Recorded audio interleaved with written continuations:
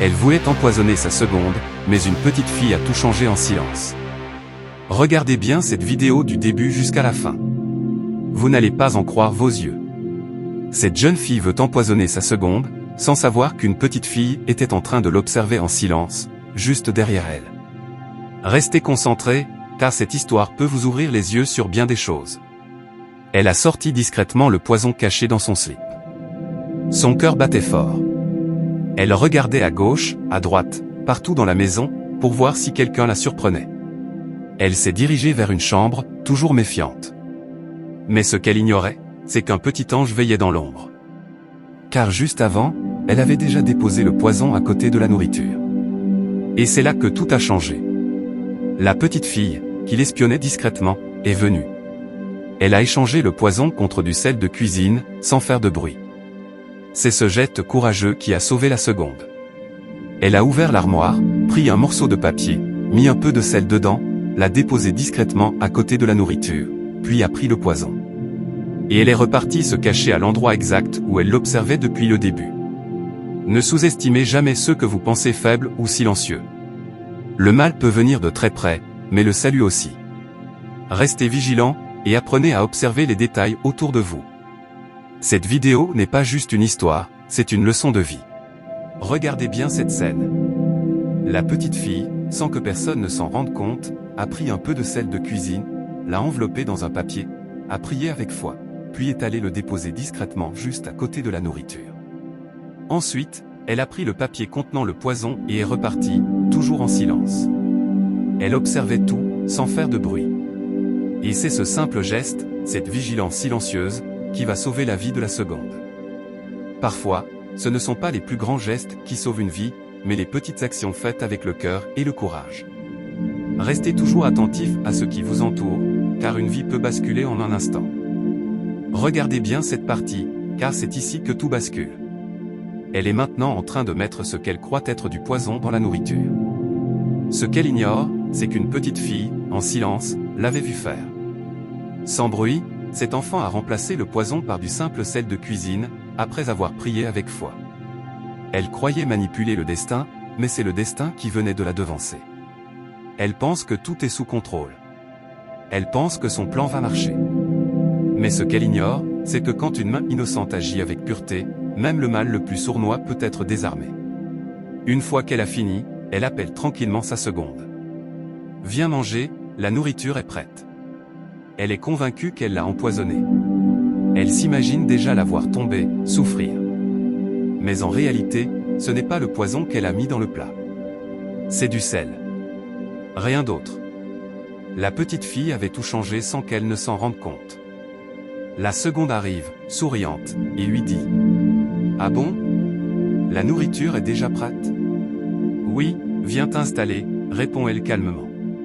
Elles s'asseyent toutes les deux à la même table, chacune devant son plat. Et maintenant, ouvrez bien vos yeux, car la vérité ne tarde jamais à éclater. Retiens ceci. Quand tu prépares le mal pour quelqu'un, n'oublie pas que Dieu voit ce que toi tu caches. Quand tu penses être discret dans ta méchanceté, il y a toujours un témoin que tu ne vois pas. Et parfois, le salut vient des plus petits, des plus simples, de ceux qu'on ignore. Ne sous-estime jamais le pouvoir d'un cœur pur. Et souviens-toi, le mal que tu fais peut revenir sur toi, sans prévenir. C'est ici que tout devient silencieusement dangereux. Elle s'installe, comme si de rien n'était. Chacune prend sa part, chacune se concentre sur sa propre assiette. Mais ce que personne ne sait, c'est que l'une d'elles croit avoir glissé du poison dans la nourriture de l'autre. Elle est persuadée que son plan va réussir, qu'elle va enfin s'en débarrasser. Mais restez bien attentifs à cette scène. Car dans cette maison, quelqu'un d'invisible aux yeux des grandes personnes a vu toute la scène. Cette petite fille au cœur pur, sans faire de bruit, a changé le cours de cette histoire. Pendant qu'elle mange, vous devez retenir ceci. Dans la vie, le mal que tu prépares pour l'autre peut se retourner contre toi. Tu crois avoir bien caché ton piège, mais il y a toujours un témoin, visible ou invisible. Et surtout, ne sous-estime jamais les petits gestes. Un simple échange de papier a sauvé une vie. Une prière sincère a annulé un plan diabolique. Regardez bien, car ce que vous allez voir ici peut vous ouvrir les yeux sur la vraie puissance du bien. Mais la jeune fille, persuadée d'avoir mis du poison dans l'assiette de sa seconde, ne cessait de l'observer du coin de l'œil. Elle s'attendait à voir un malaise, un changement, mais rien ne se passait. Méfiez-vous toujours de ceux qui vous regardent trop sans raison. Parfois, ceux qui vous sourient cachent de mauvaises intentions. Intriguée, elle lui demande calmement. La nourriture, c'est bon? Sa seconde répond simplement. Oui. Cela commence à vraiment l'étonner. Elle insiste. La nourriture vient d'où? Et sa seconde, un peu surprise, répond. C'est la même nourriture que toi, non? Oui, oui. Répond-elle, un peu troublée. Puis elle propose, hésitante. Tu veux qu'on échange les plats? Mais sa seconde lui sourit et dit. Non, non, c'est bon. Garde ton plat. Quand tu fais le mal en secret, dis-toi bien qu'il y aura toujours un témoin, même silencieux. Et parfois, ce témoin devient ton échec. Quelques minutes plus tard, la petite fille revient discrètement, tenant dans sa main le papier contenant le vrai poison. C'est à ce moment précis que la seconde comprend toute la vérité. Elle réalise que la petite fille l'a sauvée, en silence, sans rien dire, juste par un geste pur.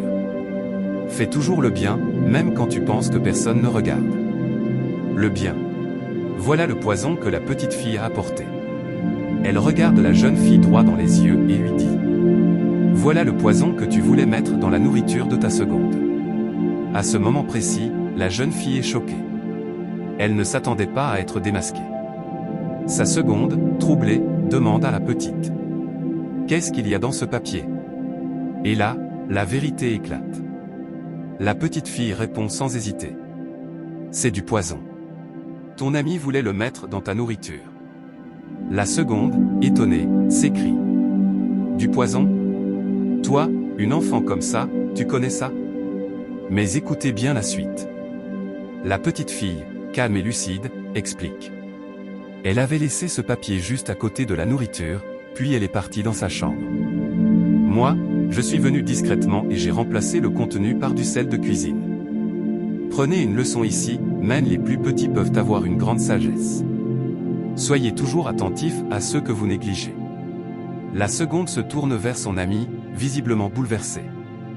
Dis-moi, est-ce que c'est vrai ce qu'elle dit? Tu voulais vraiment me faire ça? La jeune fille panique et nie tout. Non, non, je ne suis pas ce genre de personne. Je n'ai rien fait.